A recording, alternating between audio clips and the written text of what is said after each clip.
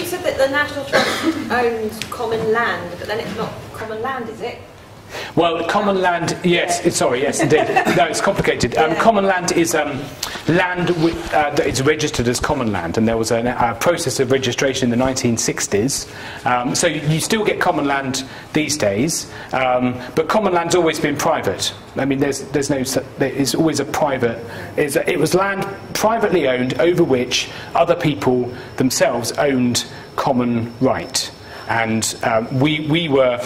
Part of our founding purpose was to buy up this land and to protect it from being enclosed by individuals, so that we protect that commoning lifestyle. So yeah, no, we do own common land. We like to, wherever we can, now have public access. So rights of way weren't necessarily public. You know, you could only walk on the common if you had that common right. In reality, lots of people walked on the common, but they were very local. That's the point. They were localised sort of networks of rights, and many of which were customary, or they were enshrined in common right. Thank you. You talked about becoming public land, the common land becoming public land, and following on from the last question, it's I guess it's how do you make that transition from it becoming the private common to becoming true public space once again? And is that possible? I mean, it's very prominent in today's with private public space, I guess. I was just wondering if it's a model we can build on. Yeah, I guess what I was saying was that there was the National Trust was part of that, in a sense, that shift in thinking about. Well, we owned common land, we owned all sorts of open spaces and landscapes. We were set up principally for the acquisition of land rather than buildings, but we had an idea that this was about public benefit, that we needed to make it accessible to people. And a lot of our land that we run as a kind of place you can go and visit, we try and have public access to. I mean, I guess these debates are always, they're quite difficult, and we're sitting in a place, I mean, we're not far from the Olympic Park, are we? And there was all sorts of debates about the enclosure of space in order to make that development happen, and on the one hand you get this amazing new park, but you're then regulating access to that space, and that's the sort of dilemma. And how much do we try and regulate what goes on in National Trust properties? That's always an issue for us. We're having to balance conservation of nature, the sort of management of these places for the long term, with wanting to allow people to do what they want in them.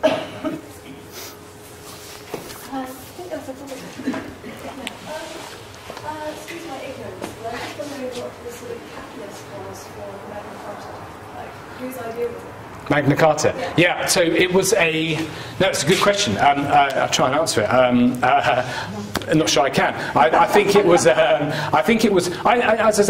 essentially a negotiation among elites in society. So this was not a bottom-up kind of. This was an argument between the king on the one hand and 25 very wealthy barons on the other, and it was a kind of breakdown in the polity of the day, where the king had just overstepped the mark. And I suppose that, if anything, that's the essence of what we're talking about here, or about why Magna Carta is important, because that idea. Because medieval kings were the ultimate authority. Their authority was derived from higher spiritual sources, divine right of kings and all that. So this was the most important man in the country, and that sense that they could be held in check by a document, by a set of written inscriptions, by a wider body of people. That, I guess, is, for me, the fundamental idea of Magna Carta. How it came about was just successive months of political debate, of various different armies manoeuvring, of eventually the two sides coming together, the barons getting cahoots with the City of London, which has cropped up in this talk a few times. So the City of London's been a powerful force in English history, and it was when the City of London, the barons united, and the king on the other hand, and King left Windsor, and they all left London, the city and the barons left London, and they happened to meet at Runnymede, which was the closest open space they could find, I'm guessing. No one quite knows why Runnymede was picked. But so it was a kind of political compromise at the highest levels of society. But I think the idea we take from it is that notion that you can absolute power is never absolute. It's always held in check by constraints, and that's the thing we have to take from it. So was Britain covered in forests before this, or were they built up? During and after the Magna Carta, and, the following. Well, I mean, the Carta and the Magna Carta. Definitely, there was a lot more woodland than there is today. That's for sure. But being a forest doesn't mean you have to have trees necessarily. So a forest could also be an open area of heath. It could be an area of a village. It could be anywhere where deer can roam and where you can get hung if you're caught capturing the king's deer, basically, or whatever the punishment might have been. Very gruesome punishment. So it's not necessarily about trees, but there were more trees then, that's for sure. What's your own view on, we hear something about the creeping privatisation of space? Because on the one hand, you've got people say, oh, chill out, the authorities have always got everyone's best interests at heart, and then the other extreme is people saying, oh my God, if you're not careful, they're going to take everything off us. Every park's going to be sort of tower blocks. Where do you, what's your take on that issue? Me personally, I mean, I think actually, my personal view is actually quite balanced. So I think London's got more open spaces than many other European cities, so we're blessed with those open spaces. So I think what we've got to do, and they've only come about because of people like Robert Hunter, who was fighting for places like Epping Forest. He was also involved, as was Octavia Hill, another of the founders of the National Trust, in saving Hampstead Heath, in saving Wimbledon Common. Those places just wouldn't be there today if it wasn't for those people saying, actually, you can't just enclose these places. There are other people that have got rights to use them, and what's more, those rights aren't just kind of airy-fairy notions. They're things that are enshrined in the law. Robert Hunter was a lawyer, so he was using the law to defend those places.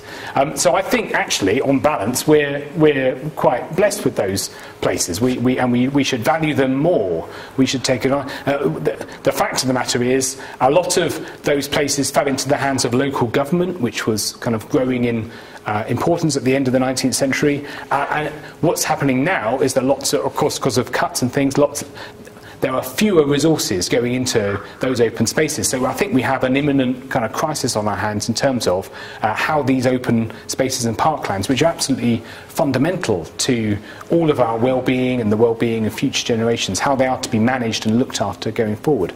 Does the state continue to recognise its responsibilities and so on? People, for example, that say that we should be really wary about the future, for example, the Lee Valley, you think they're right to be?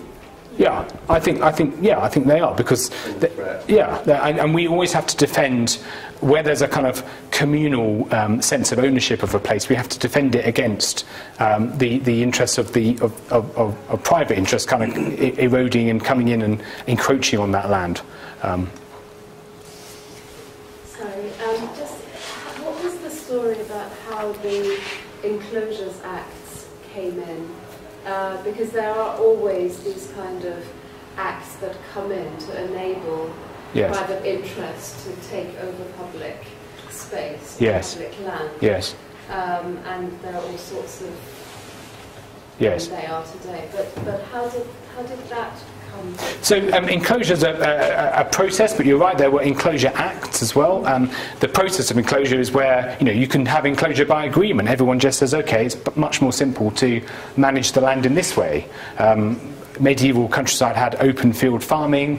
As long as you've got manorial courts that manage the disagreements between, Joe's put his fence on my land and we need to sort this out. You need manorial courts to regulate that. If you don't, you have kind of anarchy and chaos. But one approach is, well, we'll agree to kind of, you have that land, I'll have this land, and we'll just kind of live together like that. And that's, so enclosure isn't always a story of conflict and dispossession necessarily.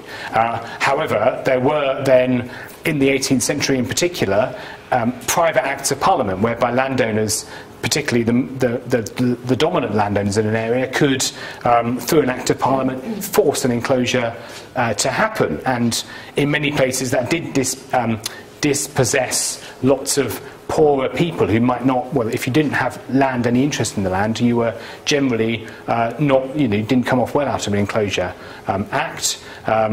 So there are lots of people, this is a time when people are moving to cities because they're having to leave the countryside. So, and I guess what happened with the National Trust by the 1860s, 1870s, most enclosures had happened by that point. What you're left with is these big patches of open space, and in cities, places like Wimbledon Common or Hampstead Heath are examples of exactly that. These are the poor lands, the wastelands that had no agricultural use, and they were the things that the founders of the Trust were trying to protect. So enclosure is a process. I mean, it's just a fact of history. It's what happened. It's what arguably led to more crops being produced. So you can see both sides, and historians debate this all the time.